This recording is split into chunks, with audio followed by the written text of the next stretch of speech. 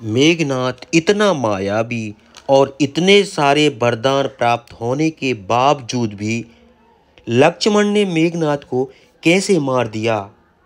मेघनाथ की पत्नी सुलोचना एक पतिव्रता स्त्री थी जिसका सम्मान आज भी किया जाता है। फिर लक्ष्मण ने मेघनाथ को कैसे मार दिया? क्या लक्ष्मण की पत्नी की शक्ति ने मेघनाथ को मारा? जानते हैं इस वीडियो के माध्यम से। जब लक्ष्मण जी अपनी माताओं से आज्ञा लेकर उर्मिला के कक्ष की ओर बढ़ने लगे, तब सोच रहे थे कि कहीं उर्मिला यह जिद ना कर दे कि वह भी मेरे साथ वन को चलेगी। अगर वह मेरे साथ वन को चलेगी तो मैं भैया और भाभी की सेवा कैसे कर पाऊंगा। लेकिन उन्हें बहुत आश्चर्य हुआ जब उर्मिला ने उनका स्वागत आरती की थाली के साथ किया और कहा, स्वामी आप निश्चिंत होकर जाइए, मैं आपके किसी भी सेवा में बाधा नहीं बनूंगी।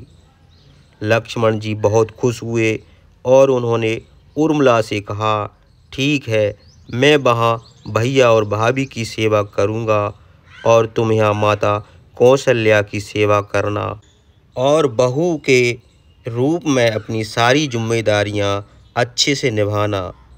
उर्मिला ने लक्ष्मण जी के आदेशों को खुशी खुशी स्वीकार किया। उर्मिला के विषय में उसकी निद्रा बड़ी प्रसिद्ध है, जिसे उर्मिला निद्रा कहा जाता है। अपने 14 वर्ष के वनवास में लक्ष्मण एक रात्रि के लिए भी नहीं सोए।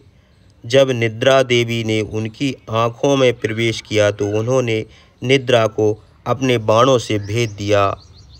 इस पर निद्रा देवी ने कहा कि उन्हें अपने हिस्से की निद्रा किसी और को देनी होगी। तब लक्ष्मण ने अपनी निद्रा उर्मिला को दे दी। इसलिए कहते हैं कि लक्ष्मण वन में 14 वर्षों तक जागते रहे और उर्मिला अयोध्या में 14 वर्ष तक सोती रही। दक्षिण भारत में आज भी कुंभकर्ण निद्रा के साथ साथ उर्मिला निद्रा का भी जिक्र उन लोगों के लिए किया जाता है जिसे आसानी से जगाया। यह भी इसलिए जरूरी था कि रावण के पुत्र मेघनाथ को यह वरदान प्राप्त था कि उसे केवल वही मार सकता है जो 14 वर्षों तक सोया ना हो। यही कारण था जब श्री राम का राज्य अभिषेक हो रहा था तो अपने वचन के अनुसार निद्रा देवी ने लक्ष्मण को घेरा और उनके हाथ से छत्र छूट गया। इसी कारण वे सो गए और राम का राज्य अभिषेक नहीं देख पाए और उनके स्थान पर उर्मिला ने राज्य अभिषेक देखा।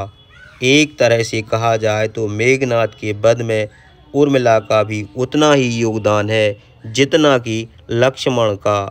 जब लक्ष्मण के हाथों मेघनाथ की मृत्यु हो गई तो उसकी पत्नी सुलोचना वहां आती है और क्रोधपूर्वक लक्ष्मण से कहती है कि हे लक्ष्मण, तुम इस बुलावे में मत रहना कि मेरे पति का वध तुमने। यहाँ तो 2 सती के भाग का परिणाम है। यहाँ पर सुलोचना ने दूसरी सती के रूप में उर्मिला का ही संदर्भ दिया है। यह एक प्रश्न और आता है कि अगर उर्मिला 14 वर्षों तक सोती रही तो उसने अपने पति के आदेशानुसार अपने कुटुंब का ध्यान कब रखा? इसका जवाब हमें रामायण से ही मिलता है। उर्मिला को यह वरदान था कि वह एक साथ 3 जगह उपस्थित हो सकती थी और 3 अलग अलग कार्य कर सकती थी। इस कारण उनका ही एक रूप 14 वर्षों तक सोता रहा। अगर आपको यह स्टोरी अच्छी लगी हो तो इसे शेयर और लाइक ज़रूर करें।